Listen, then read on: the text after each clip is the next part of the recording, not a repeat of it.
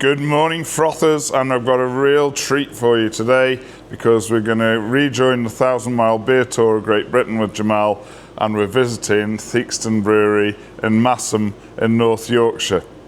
Theakston's was established in 1827 and has been a family business for most of the time since. However, in 1984 it was sold to what eventually became Scottish and Newcastle, big brewing group in the UK, and it was therefore left family hands.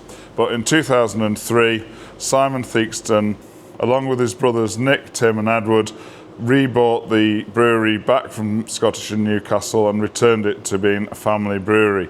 So it's one of the great family breweries in the UK still today, famous for beers such as Old Peculier, which is actually known all around the world. We were lucky enough to be shown around the brewery by Simon Theakston himself, and as you'll see, he is a brewing gentleman who has great pride in his brewery, great pride in the county of Yorkshire and the way that things are done up there, and he refers to this throughout the tour. So without further ado, let's join Simon Theakston at Theakston Brewery.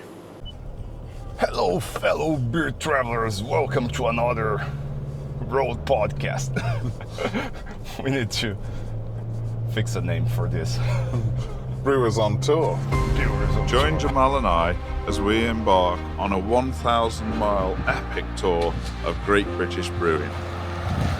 We'll be visiting traditional breweries the length and breadth of the UK, from Lewes on the south coast to the hills of North Yorkshire. We'll be visiting traditional tower breweries, and we'll see steam engines, belts, and even a water wheel. We'll meet brewing royalty. The top and bottom of it all is that there is no finer long alcoholic drink in the world than English cask conditioned beer. And learn from their experience, and we'll even meet the owner of Masham Malt. Masham right over here, Tipple right over there. As well as brewing celebrities. We'll sniff more hops as we go round, and we'll see more open fermentation that you can ever believe. I think that is exactly what it tastes like when I was a child. And well, you have to put it here. We'll meet more characters. Grab it, put it on there. Now everything in the brewery will be working. We'll see more machinery. Whilst Jamal drinks his way around the tasting rooms, I'll have to do the driving in the day at least, and put up with the water. That's for the driver, he wanted a pale ale, there you go.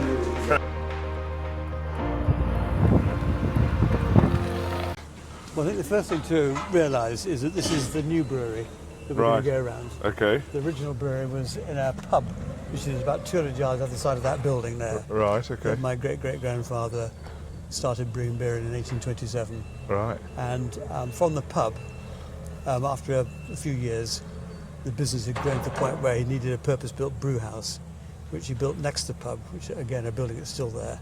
And between 1840 and 1870, he brewed beer there. And at that point, the business had grown to the point where he actually decided to sell the pub and just focus on brewing entirely. And with the money, the proceeds, bought this field, Paradise Field, and built the new brewery. Right. And we're still brewing in, and that was commissioned in 1875. Right. And we still use that today. That's our brewery today. Couple of things to bear in mind. In 1919, we bought the only other brewery in Masham called Lightfoot's. And that's basically on the other side of the town. Yeah. And we brought the brewing interests of the Lightfoot's brewery to this site, and the administration of the combined company went to the Lightfoot brewery site. And today the Lightfoot brewery is in fact the White Bear Hotel, which is our pub. Right. But it meant we had to change slightly the configuration of this building to cope with the additional demand. Because when it was first built in 1875, it was built on the tower principle, whereby all the raw materials were winched by a steam engine to the top of the tower, and by a process of natural gravity, everything ended up down at the bottom. And in the original old days, in the cellar down below was where we had our fermenting vessels and where we put beer into cask after the fermentation process had been completed. But when we bought the Lightfoot brewery, the cellar was too small for fermenting and for racking both. So my great-great-grandfather knocked a hole through the outside wall of the building, just beyond this cupboard here, and took old workers' cottages and converted it into the new fermenting room. And apart from that, and the addition of electricity, the building is broadly the same as it was when it was first built. There are very few tower brewers left in Britain, but this is still one of them. Miles was telling me about this. There's a club of about 11 or 12, Yeah. is there? Yeah. Something like that. Tower Brewers Group, so yeah. Yeah, proper old brewery. Yes, I mean, the world's passed us by to a degree. I mean, we still have 8 brewers here that work every day. And they're all trained in every aspect of brewing, but they work in shifts. So one week they're on preparation, next week they're on fermentation, next week they're on racking. So they swap and change around the various jobs, but it's still very much a manual operation here. But that's what we've always done. I mean, we've introduced modern techniques where it's practical and sensible and pragmatic to do so. Yeah. In fact, behind me is a good example, that big red silo in the corner there. Richard and I put that in 4 years or so ago, something like that. And that is our grain silo. So whereas before we used to get all our barley in sacks like this, we built that silo in order to take the barley in huge quantities, in lorry load quantities, which saves us a lot of money per barrel, which means we can pass that saving on to our customers to maintain costs. So we're not changing the fabric of the building particularly, not changing the function of the brewery, but it allows us to use modern techniques to help compete in a modern day brewing environment. So that's your base malt then? Are you using Maris Otter or? Pearl. Pearl? Yeah. Okay, nice. And do you We think it's for us, it's a better barley than Maris Otter. Yeah. And is that like Thomas Fawcett or? Yeah. Yeah. We've obviously over time we've tried other malts just to experiment, but we think Pearl is better. Is that a winter barley? Or? Yeah. Yeah. And we think the combination of Pearl and our yeast and our vessels and our pipes, everybody's happy. It suits everything, every element of our production, so the beer comes out perfectly every time. Interesting. Yeah. So talking of acquisitions, and your neighbours up the road got into trouble recently, didn't they? You didn't fancy having a go at that?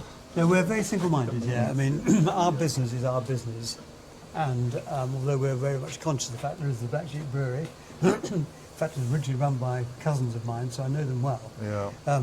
We very much take the view that we mind our own business, and so our focus and attention is purely on Theakston's, Yeah. and we tend not to sort of get too involved in what goes on the other side of Masham. Yeah, fair enough. You're all leaf then? Yeah. Whole cone? Yeah. We use Challenger, Target, and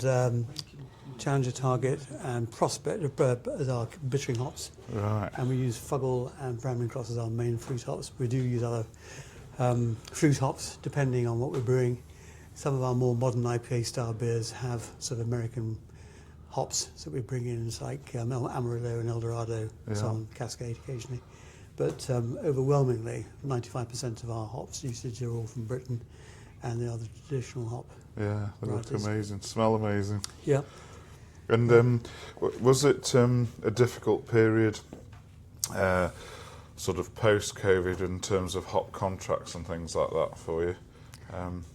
Because a lot of breweries had difficulties at that time, didn't they? Yeah, no, we seem to be okay. We got our raw material procurement was not a problem. I mean, the real problem was that we lost 85% of our business overnight. Yeah. And it's just a question of trying to keep the company going and critically keep the yeast alive. Yes. So we kept You have brewing to for brew that. every so often. And we have people sort of queuing up to come to the brewery shop to buy beer in various quantities. So we managed to get through that. But one looks back on that COVID period, and for any brewer in Britain, it was a major success to keep their companies going during that very difficult time. Yeah. A lot of packaging lines went in for bottling and canning and so on, didn't they? Yeah. As a result of that. But what it did to Cask, I mean, it's probably, what would you say, that it's just about recovering now in terms of Cask? Yeah, I think so. Yeah, So- I mean, we've been I've been in this business long enough to see the ebbs and flows of cask ale, and the 1960s where it was all keg beer, Yeah. and what is Red Baron, Double Diamond, and all these beer brands that are very famous, and the cask ale was dying out then. Yeah. Suddenly we had the campaign for real ale, and cask ale came back, and as soon as everybody got very excited about that, then lager appeared, and so the cask ale went down again. So it ebbs and flows over time, and the top and bottom of it all is that there is no finer long alcoholic drink in the world than English cask condition beer. And if you can get it in its perfect condition, it's fantastic. I'd agree with that. And that will secure our long-term future. And most brewers here in the UK use this whole leaf hops, this cone hops, and it's like in this this form, like this big blocks, and it's open to the air. And is this not a problem? No, not really, because it's dried. It's almost bone dry. They're dried in rather lovely oast houses that are predominant in the counties in which hops are grown. And they're sort of conical shaped ceilings that move around with the wind, and they make them absolutely bone dry. And in that condition, there's no rot, there's no degrading. I mean, it will degrade over time, but they're not in pockets long enough in that dry condition to spoil the beer.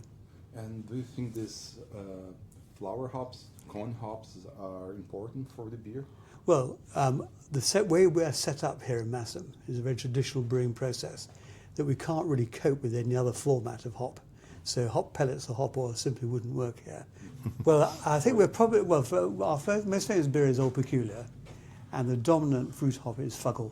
So I'd say the Fuggle hop is the... Can I try the Fuggle? Yes, I can just... That is Progress. Progress, Challenge and Target are our bittering hops. What?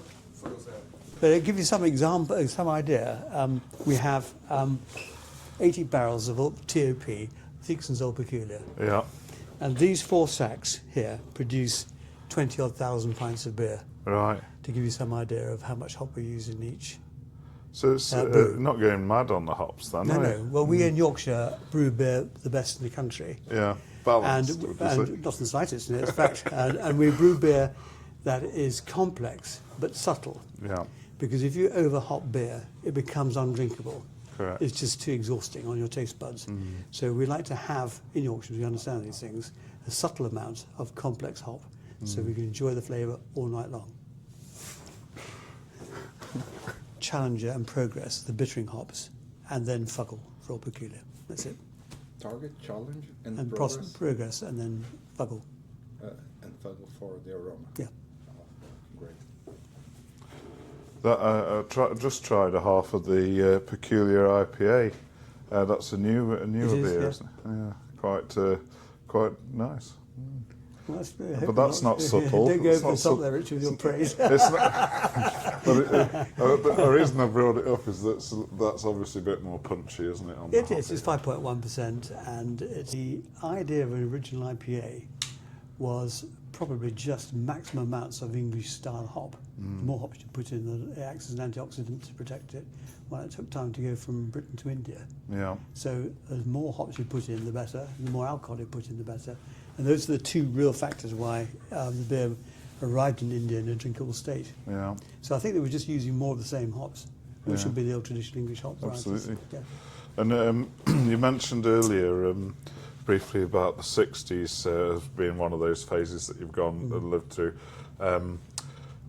What did Theakston's do at that time when all the keggy stuff was happening? We were just minding our own business, brewing away here in Masham. We had 26 pubs in those days in the local community, local area.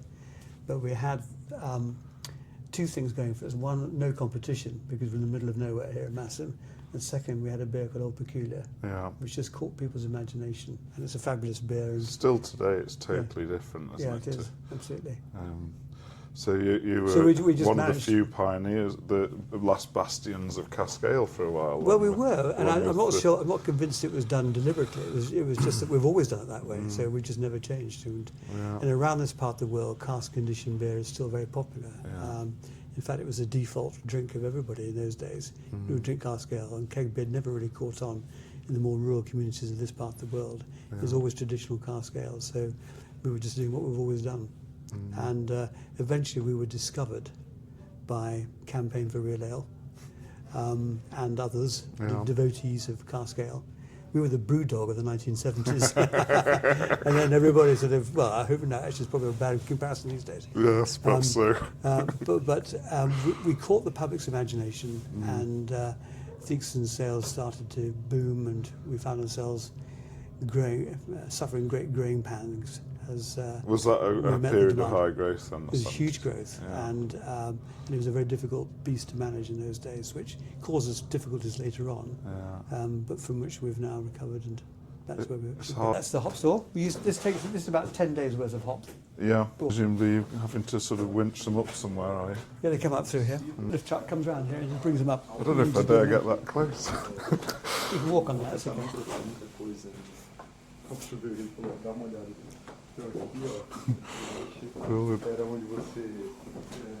So that's an old trapdoor that for Yes, in the old days, all the sacks you saw on the pallets downstairs would be winched one by one through the trapdoors up to the top of the brewery. And remember, this is the tower principle. And you go right up to the top. And that would be with a steam engine in the old The steam days. engine would winch them up. Yeah. In fact, when I was a boy, I remember them being in use. You know, Really? In fact, I used to do it myself. Wow. But it used to take all day for someone to do it. So downstairs, just by where we were standing, there's a hopper into which we tip the sacks of barley that we want to use for brewing, and we blow the grains to the top of the brewery, which means we can keep all the barley on pallets downstairs, which is much more efficient. Yeah, absolutely. Until we got this, of course, which makes it even more efficient. But even this uses the same principle. How many, is this like a 30 ton for a lorry full? Or, Yeah, it's a lorry load. And the barley from his follows the same Meccano sets, if you like. It ends up in the hopper that blows the grains to the top of the brewery.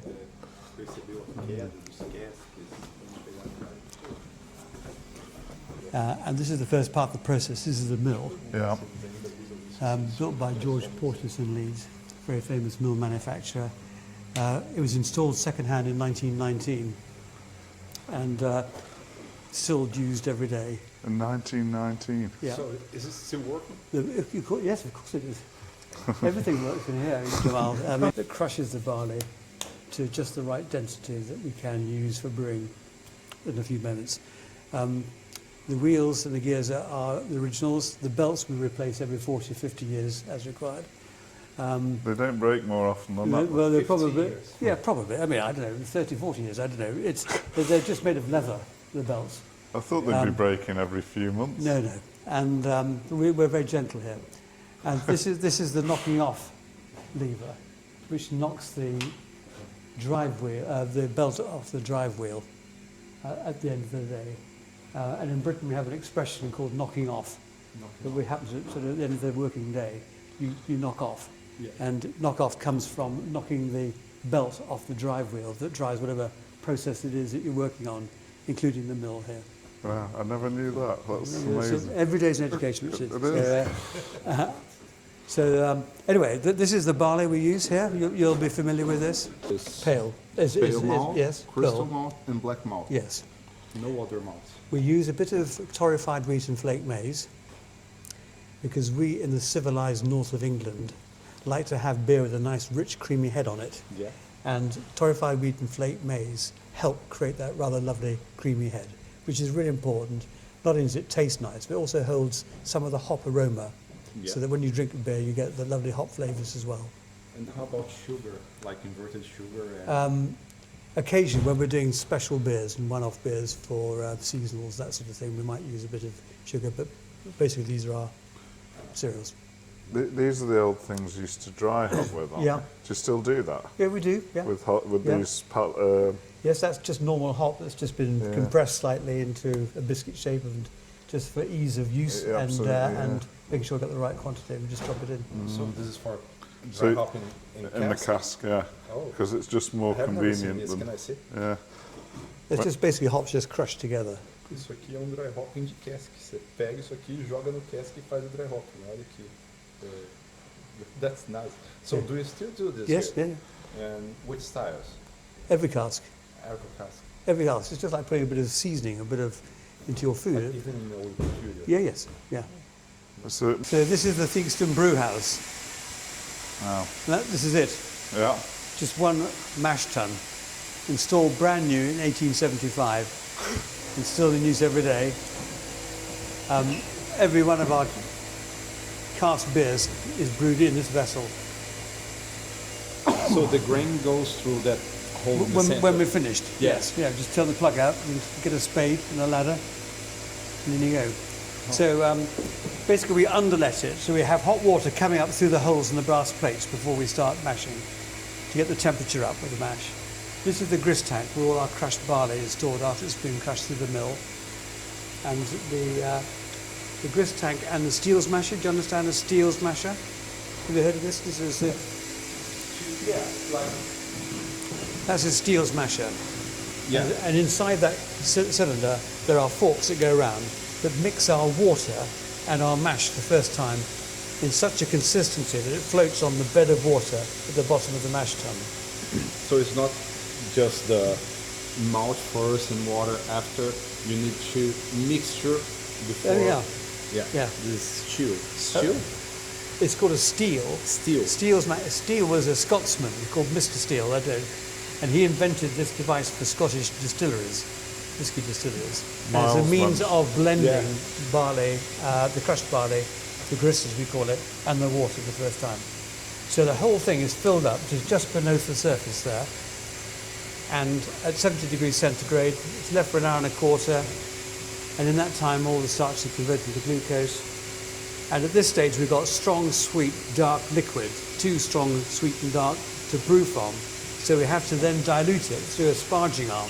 It just simply goes around, this pipe here, goes round and round, pouring water down through the mash to ensure that the mash gets down to the correct original gravity, which is determined at this point here. And as we're pouring water down through the mash, we're collecting the wort off the bottom underneath the brass plates to go through to the copper, which is behind it. So they are brass, those bottom Those plates? are brass, yeah. Yeah. Very expensive. You were talking about that, weren't we? About we were wondering about the importance of brass to yeast health because the wort would be sucking some zinc out of the brass. Well, there may well be. I mean, zinc is a well-known food for yeast, as we know, so it's quite possible. But I dare say any benefit of zinc in there would have been washed out 100 years ago. You might end up with them just being copper by the time you finish. Exactly. Mashing, aiming for the mash temp, traditional sort of 66 or well, between 68 and 70, somewhere around a little bit hotter. Yeah. So you're getting a higher body from that. It does. I think it does vary slightly from one brew to the next, which brand we're brewing. Yeah. But anyway, I've never heard brewers talk about it being more than 70 and never less than 66, so somewhere in that area. And are you using centigrade or Fahrenheit? Because a lot of them seem, the traditional breweries, sticking to Fahrenheit. And we're very modern here, so we It's tend to not use quite, it centigrade. How long does the wort stays here? An hour and 15 minutes. But this copper was installed second-hand in 1936.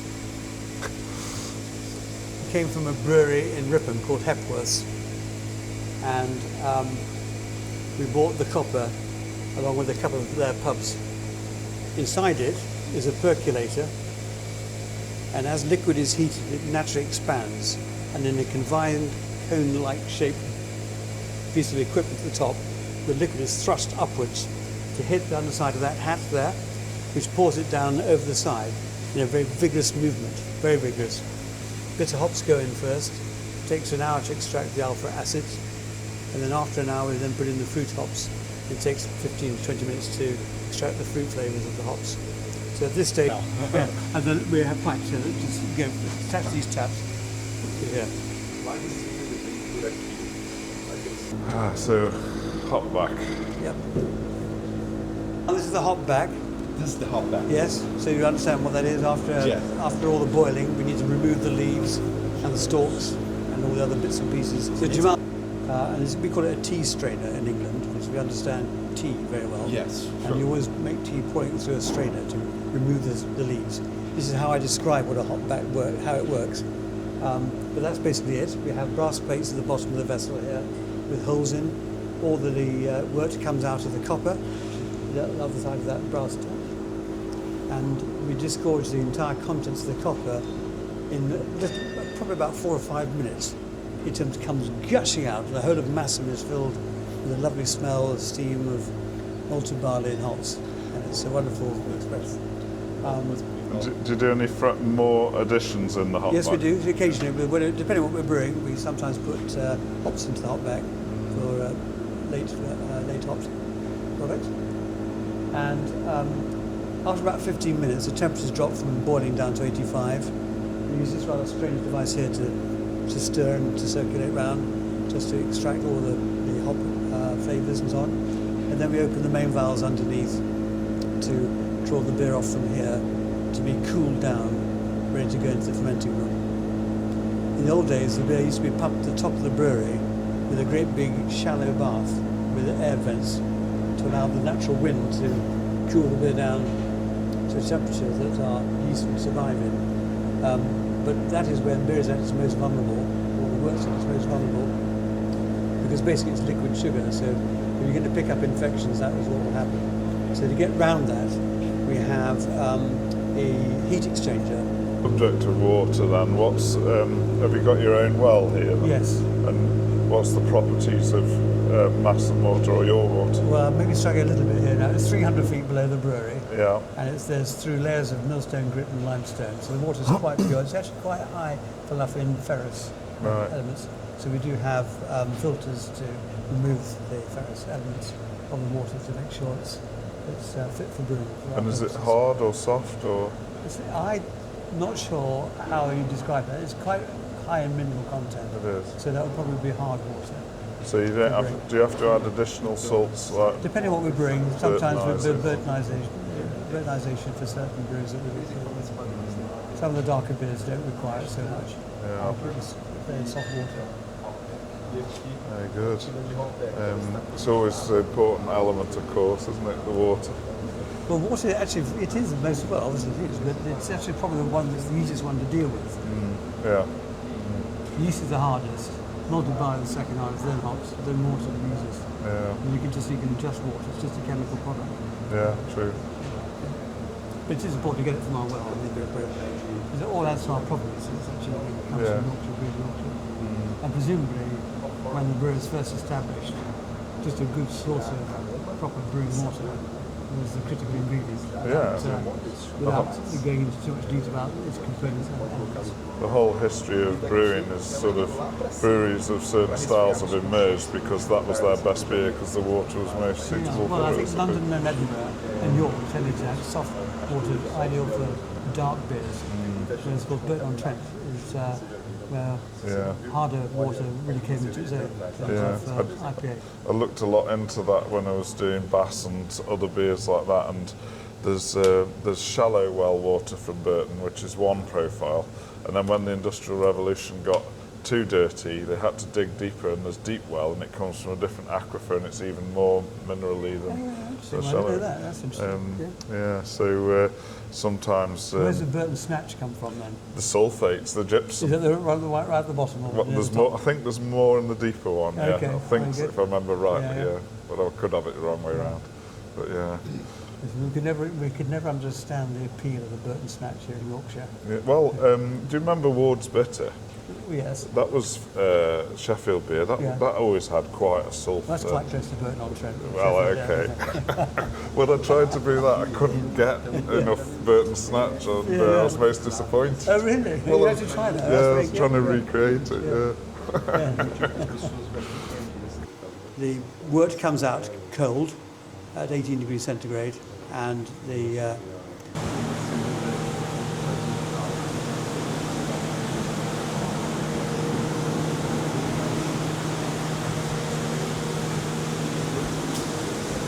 we have a unique yeast. We have two yeast strains here, a major and a minor strain, which is quite unique for brewing, and they live side by side, and together they impart the characteristics which give like a signature to Theakston's beers. And as we know, yeast is a single-cell biological microorganism that reproduces by consuming sugar and converting it into more yeast, the byproducts of which are alcohol and CO2. So we start with quite a high level of sugar and no alcohol, and over 3 days the sugar level comes down, the alcohol level comes up. So we stop at just the point where we want our beers to end up the right gravity. And we do that through making sure we put just enough fermentable sugar into the mash tun or into the copper. And or in the walls of these vessels we have pipes that run either hot or cold water, so we can control and stop fermentations as and when required. So you mentioned you're pitching at 18 then, Yeah.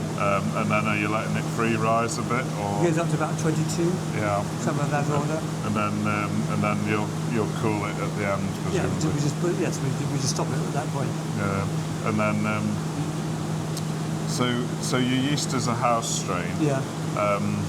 And you presumably you skim it off then and repitch it. Yeah. And have you got it backed up anywhere, or? Yes, we do. Yeah. So There's, I think, 3 other secret places where we keep our yeast really, in the case of an emergency here. so it's obviously an important part of your house character then. It's our DNA. It's Yeah. everything. Our brewery yeast, which is it's so old, no one can actually tell how old this is. It's been around for as long as I can remember. Is our absolute crown jewel because it's that yeast that imparts the characteristics of our beer. So we have to make sure that we look after it very well and protect it properly. So it's kept here, obviously. We reproduce every day, more yeast, but we do have secure arrangements for it. If the place burns down or something terrible happens. I mean, I may have misunderstood, but I'm sure he said they didn't have that at Harvey's because he said when they had a flood they nearly lost it, and the only yeast they had left was what was in these because the yeast was on the ground floor. Well, I'm surprised. I'd be surprised after that. I don't believe that. I would not question Miles's absolute industry-leading expertise on the subject. So he knows I don't. I probably misunderstood him, but it's so important to them. I mean, their yeast has got a real character that runs through, and yours. I could smell the banana when you mentioned it straight away. Yeah. I think Miles's yeast actually has a northern provenance. Yes. Did he say it was? Yeah, they say it was for Yorkshire. Yeah. So they are. So I rest my case, my lord. I mean, I would never believe that we run fermentations like this in the UK because it's so unusual for us. It's outflows and also contamination. This is really nice. well, remember it's real ale, so there are elements of the beer that self-protect once it's in a cask. It's producing secondary fermentation. There's more alcohol being produced, more CO2 being produced. So they do self-preserve once they're in cask. So this is a fairly robust product, but it is a real living product. That's the thing that distinguishes British ale from anywhere else in the world, where our beer does not leave the brewery in perfect condition. It only arrives in perfect condition in the pub, which the beer is sold. Because once the beer arrives in the pub, it has to be cellared properly. It has to be tapped and vented and left still for 2 to 3 days to allow the secondary fermentation to complete and for all those lovely additional flavours, esters to be created. In fact, 2 or 3 days minimum. It should actually be 5 days, even a week, before you actually start to drink the beer. So they have to condition properly, make it taste really nice. That makes us unique. Yeah. Yeah. And I don't like doing it. I'm sorry. I don't like rousing beer because it can build infection. Yeah. And I just prefer not to. But we can do it. And we do it. We have to. Good. So That's it's susceptible to infection. the quality fluctuated. The quality fluctuates. Yeah. I mean, it wasn't the same every single time. And now But that's the beauty of English cask ale, because it's a subject of conversation in pubs. The customer will say to a licensee or to another customer, beer's in good form tonight, just very good. So it's like English, we'd like to talk about the weather. Yeah. And the weather happens every day. English beer, there may be changes historically in the flavour from one week to next, but by introducing things like the heat exchanger and minimising the risk of infection, the beer is much more consistent than it ever used to be. My short period here, I could listen to 2 or 3 folks talking about the beer. Exactly, yeah, exactly. But you can't do that with lager. Yeah, because It's the same every time. So this is our modern day cellar. We have here just beer storage tanks, and behind the red door at the bottom there we have a cask washer. And the casks are steam cleaned inside out, actually with detergents as well these days. and we visually inspect every cask as it comes off the line. So we put an illuminated probe inside the cask and give it a visual examination, and then we'll smell them with our noses to make sure that they smell sweet and just as they should be. And if there's any doubt, we put it back to the system again. We also inject finings at this stage. We fill the casks, they're on the cask filler, and then we inject finings. Finings is the isoglass, yes, exactly. Will you understand what that is? Yeah. It's basically a liquid filter. And it works by being positively iotonic, which draws all the elements which are floating around in the cask to it, and the weight of it then drops to the bottom of the cask to below the keystone. So we end up with perfectly clear beer, discovered by the Egyptians 2,000 years ago. This isinglass is still the best thing. Well, it was well, we think so. It's the liquidized air bladders of fish. Yeah. And you might wonder how the Egyptians discovered it. Well, everything used to be carted around in terracotta pots. And somebody in Egypt would have noticed that wine in one of these terracotta pots would be beautifully clear after it had been used as a terracotta pot for fish. And they would have made the connection, something to do with the fish makes the wine absolutely crystal clear. So through a process of elimination, I imagine, it's just my own view, they would have discovered that there's something to do with fish that helps clarify liquids, and eventually discovered it to be the air bladders of the fish. It does it. So we inject probably about a pint into a 9-gallon cask to give you an idea. We put a hop biscuit into it, one of those hop biscuits, on the cask filler, and out it goes on the conveyor belts to our primary distribution vehicle that takes off to warehouses across the UK for onward delivery. So do you need any priming sugar or not? Do you mix any priming sugar with the... No, we don't think so. No. Not that I'm aware of. And how long does the beer takes to ferment there? It takes, I should have mentioned, 2 to 3 days. 2 to 3 days, just 2 to 3 days. Yeah. And then after that comes to this beer storage tanks. We hold them here. This is where production and demand meet. So we can hold beer in here for up to 10 days, normally about 5 degrees centigrade under a blanket of CO2 to make sure it's okay. Quite often it's there for a minimum of 2 days in these tanks before we rack it into casks. And what's the minimum time that needs to rack the beer to the cask? Like 4 days, 5 days from the fermentation? Fermentation takes 2 to 3 days of fermentation, 2 to 3 days here. We used to say no beers are properly meant to see the Sabbath, is what we used to say in the years gone by. So it's normally 5 to 7 days. 5 to 7 days. Before it goes out into trade. From... it's the cellar of pubs. And then it needs to be in the cellar of a pub for a minimum of 3 days and up to a week before... when it arrives in a pub, you have to tap and vent it to allow it to breathe. Yeah. Because it's still secondary fermentation going on. And if you didn't, the secondary fermentation is creating carbon dioxide in a confined cask. So there's a buildup of pressure. And so if you don't vent it straight away, when eventually you do open it, it'll explode. You'll have everything going everywhere. And it lifts all the bottoms off the bottom of the cask, which makes the beer muddy and cloudy. So when a beer arrives in the cellar, within the first 4 or 5 hours, you should tap and vent it. Leave it for 2 to 3 days, naturally secondary fermentation.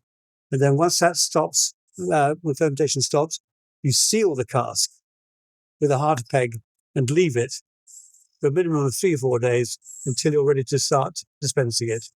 And that is cask conditioned beer perfectly kept. So do you need a guy that knows how to do this in the pub? Yeah. The cellarman. Cellarman, yeah. So yes, I mean, it's a very, very important part of the work. And we brewers, not just us, but all brewers in Britain, cask-ale brewers, will happily teach and educate and show licensees how to look after the beer properly. I mean, it takes a skill. It's just not like keg beer. It's not like lager. This is a real skill. And it distinguishes British brewers from brewers throughout the rest of the world, because only we do beer in this particular way for conditioning. And indeed British pubs, really, because without the pubs, been able to handle that. Well, I always think, which is one that I think about it, is that this is where the licensee comes in, because his cellar is different from the next man's cellar. Yeah. So what he does in his cellar has a direct impact on the quality of beer that's dispensed. Yeah. So he's very much part of the team, if you like, of brewing and dispensing cask. Yeah, absolutely. And that's, as you say, a skill, isn't it? It is. Important skill. Yeah. And what about your wood then? Because you do some. Is it only Old Peculier that goes in the wood? Yeah. And is it all year or just locally? Or, Locally. Yeah. Yes. I'd love to see the cooper as well. That's this of one sort of master cooper, and do you normally have an apprentice or? Yeah, it depends. It depends which decade you're asking us. Yeah, sometimes we have an apprentice. Other times we don't. This way, Richard. Oh.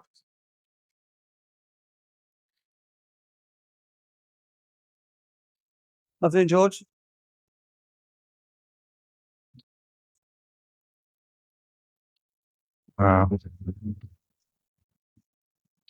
Is the lordship in? No. Oh, well, we'll manage. Yeah. Hi.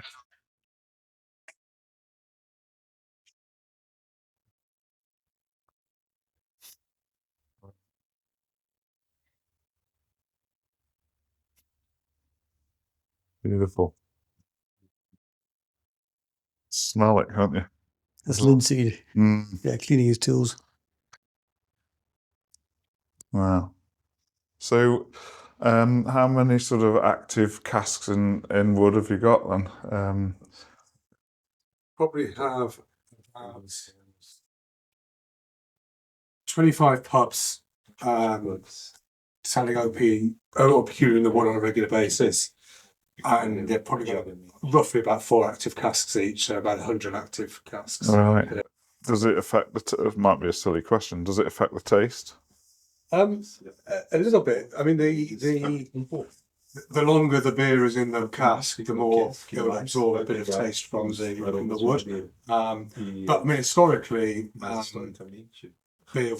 beer was in wooden casks, and therefore, really, the wooden cask was designed, unlike whiskey, not to really affect the taste of the beer. From a wood perspective, the wooden cask with beer is a more skilled process than creating a whiskey cask, for example, for two main things. One is that it's an exact measure. Yeah. So in a whiskey cask, the measure that the drink is ultimately sold in is the bottle, and that becomes the thing that you pay duty on and you pay money for. But for a beer cask, it's got to be within a pint of. So if it's a 9-gallon cask, the beer casks have got to be made to be very, very close to 72 pints of beer. And that's really done through the skill and the eye of the cooper. The other thing with a beer cask is, whereas a whiskey cask remains in place on a piece of racking or something, a beer cask gets dropped out of a lorry, dropped down a cellar, dragged around, rolled around, etc. So a beer cask has to be more robust for that, and has to be more exact, and therefore brewery coopers historically have viewed as more skilled than that. And you've got those shives and keystones sort of brass ferrules in them as well. Yeah, they do. Yes. Which you don't get on a sort of cheapy wine barrel that you can get. Yeah. And you also have to take up to 20 pounds per square inch of pressure. Same with fermentation. So, unlike a whiskey. So here you have a cooper's tools there. They use about 14 different tools to make a barrel. Right? Actually, a barrel is a unit of measure. It's a 36-gallon cask. So we don't talk about barrels, we talk about casks. And there's 14 different tools here. And it all starts from a plain plank of wood. In fact, you can see the oak trees just here. And from that, you end up making a cask like this. This is a 36-gallon cask. Hi. So you're the master cooper then? Yeah, I've been a cooper here for about 11 years. And my purpose is to make, repair, maintain the cask with Theakston. Yeah. So it's a good job. Big window there so people can watch us work. Oh yeah. Jamal was saying that he's been in 100 odd breweries, but this is the first one with a cooper. First one with a cooper, yeah. It's not a very common sight these days. I mean, brewery coopering is very rare. Yeah. I mean, there's other types of coopers out there in the world, but even they're quite rare.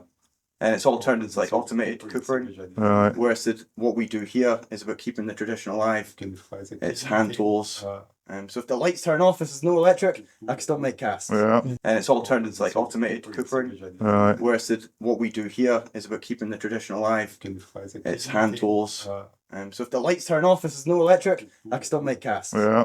Basically, but yeah. So That's very good. It's nice that you tidied the place up for us today. yes, nice to see you. Wouldn't want it any other way, Not would at you? all. No, it was fantastic. I mean, literally, I was just saying even before you walked in that from planks of wood, billets of timber, which are basically square, you earn with a lot of effort and skill, and 14 different tool varieties, can make a cask, which is. And how long does that take you to make a cask? Depends how much you're paying me. No, there's a few different variants. Can a sort of weirdo obsessed home brewer buy one off you then, if he wants to? Yeah, I mean, it depends. I mean, as it's just me at the moment, as we get an apprentice, because that's the thing. I'm the youngest cooper in England. I'm the only one working for a brewery. Like, it's a very rare skill in England that you could count us in one hand. Brewery coopering is just very rare. So once I've passed on these skills and can get an apprentice in here, then maybe we can start increasing the amount we sell. Hence why we got these 39 casks back from Theakston Brewery the other day. I made them a couple of years ago, and they need a good scrubbing. So not a full refurbishment where I have to shave back the wood completely, refire them, then solder them. This has just been soldered and scrubbed, and then I'm just putting the heads back into them, painting them, banging them up again. So how should you look after a cask when it's not got beer in it?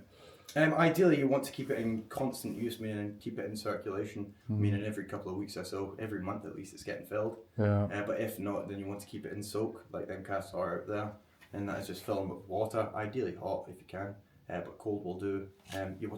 You want to change that every week or two, but you want to put a pint of salt into it, so it's a saline solution. Right, okay. That you put into it. And how do you clean them for filling in the brewery then? So this is the difficult part about wooden casks, is you can't be putting caustic and stuff like that for it, which is like a strong alkaline which we use to clean the metal casks, which every brewery does that. You cannot do that with wooden casks. Wooden casks, I mean, you can use a little bit of peracetic acid, but we don't do that. It's just hot water and steam. That is the best way to do it. And so you can go as far as steam then without damaging the Oh yeah, water? absolutely, yeah, steam. You can give them a good steam, yeah, steam's a good way of going about it. Well, that'll work. Lightfoot Brewery. Yeah. Theakston's have got a beer called Lightfoot, and Theakston's bought them in 1919. Correct? Yeah, 1919. And I'm still banging them hoops today. So I mean, a lot of my hoops I can show you if you want. I've actually stamped up Lightfoot Masham. Yeah. You see? Oh, yeah. So I'm still hitting that today. Brilliant. And that's over 100 years old. So I mean, they were founded in what, 1850? Something like that. Something like 1850. It's a fantastic thing to keep this going from all of you, really, isn't it? It's quite an important thing now, with it being so rare. I don't know if so. I mean, a large part of what my job has been is doing demonstrations as well as like having like guys like you come in and talk about the trade, because it is so rare. But one thing we've noticed is over the years is that no one knows what a cooper is anymore. I assume you guys did because you're in the industry or whatever. But a lot of people are completely oblivious to what coopers were. Really? So I started taking to myself online. Yeah. Putting the camera in front of my own face and then you've got preaching about coopering and getting the word out there. Quite an engagement online, I think, haven't you? Has that been a success for you then? Yes, yeah, we've been doing it for 6, 7, I don't know, even 8 months. I don't know, it's gone quickly. But It's like on YouTube channel or Yeah. Instagram? YouTube I've been on since the start of this year. Which I don't know if you know Alex Steele. He's a big blacksmith YouTuber. He's going to give me a bit of a good boost on YouTube. So I'm starting to get the coopering out there. So he was the original blacksmith and what would you call it, influencer or whatever. I'm going to do the same for coopering, or I am doing the same for coopering. You'd be a pimpfluencer then, wouldn't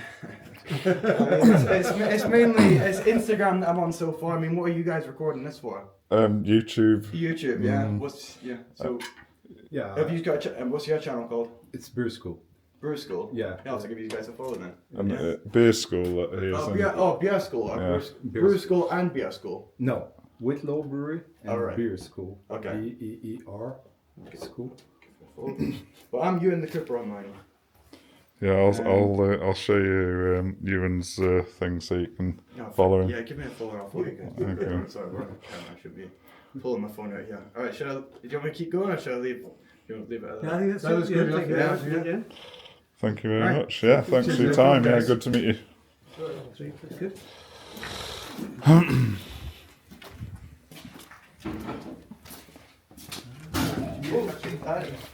Yeah, sorry, Richard, I need to move that trip hazard. I took that off the door earlier. Yes, sir. What's your YouTube channel's name?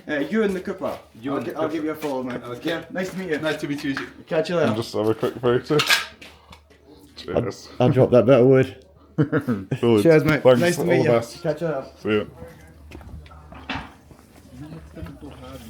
Quanto barril utilizado para por dentro aqui agora, mas estão todos com água, não tem como ver direito. Cara, eu tô assim, quase que Amazing that is, isn't Yeah. it? Really good. Yeah, so I think there's only ourselves and Sam Smith's using wooden casks now, and I think wooden Sam's are mainly refurbing, so I think we're the only Cooper now where we're making brewery now, where we're making new casks from. Right.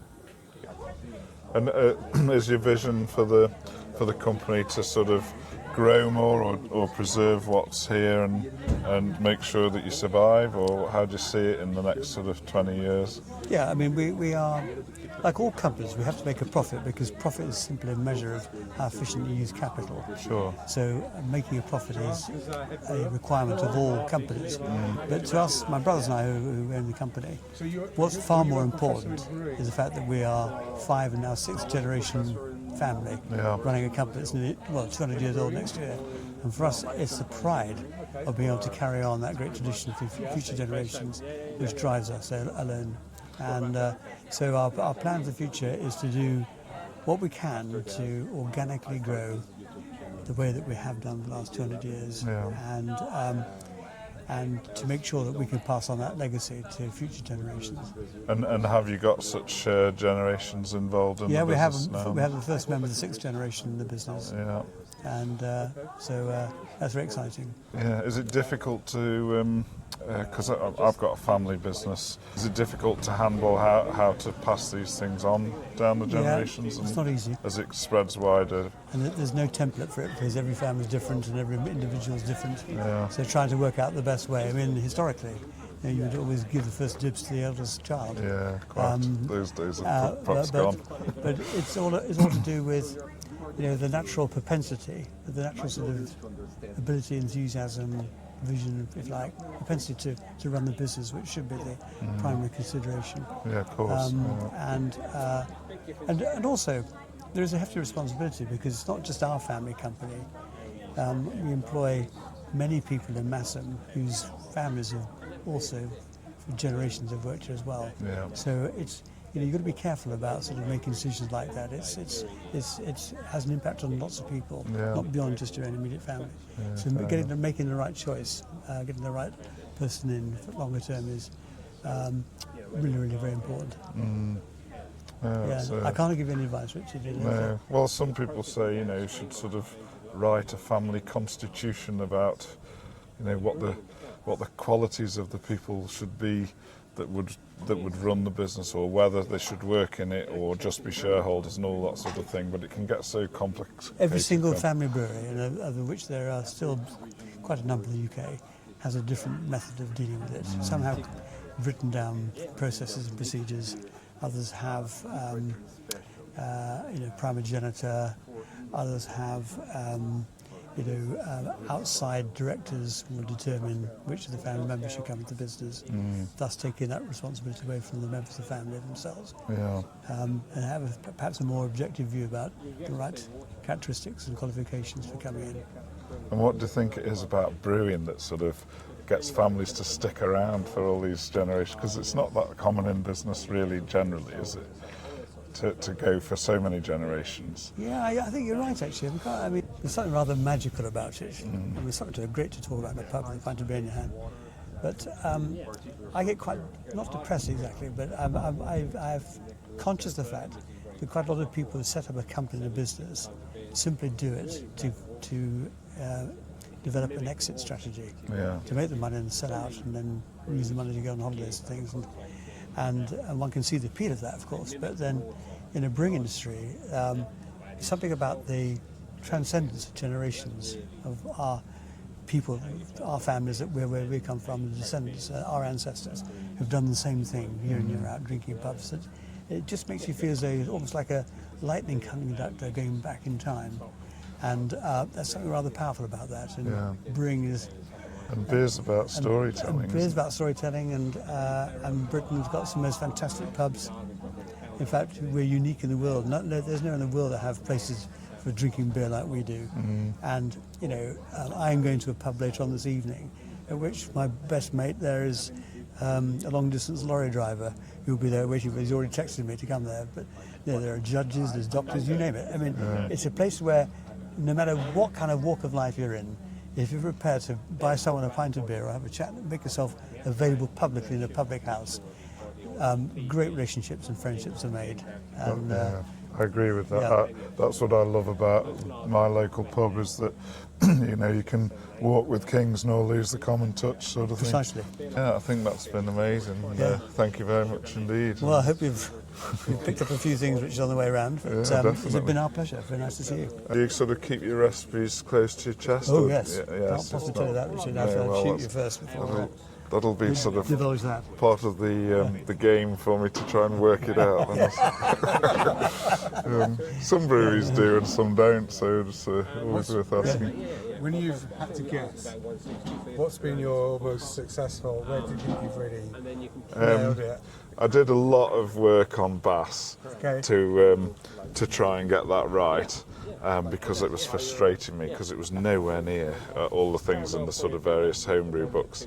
And in the end, this is when I thought, oh well, stuff it, I'll make a union set that'll get it Bass-like, and so that was a good success. But you could, or a brewery could give me their water profile, chemistry, their exact recipe, the temperatures, the length of time of every stage, and I could brew it and it wouldn't be identical, because you've got the vessel size, you've got the equipment, you've got the altitude and all these things, and so it isn't really the game to get it exact. It's if I look deeply into, say, Old Peculier, then I'm just going to learn so much about that style, this brewery, what you do, and that's the quality of it really, that you pick up and learn about these special beers, and that's what I like doing. So, wonderful. A worthy ideal, I think. It's fantastic.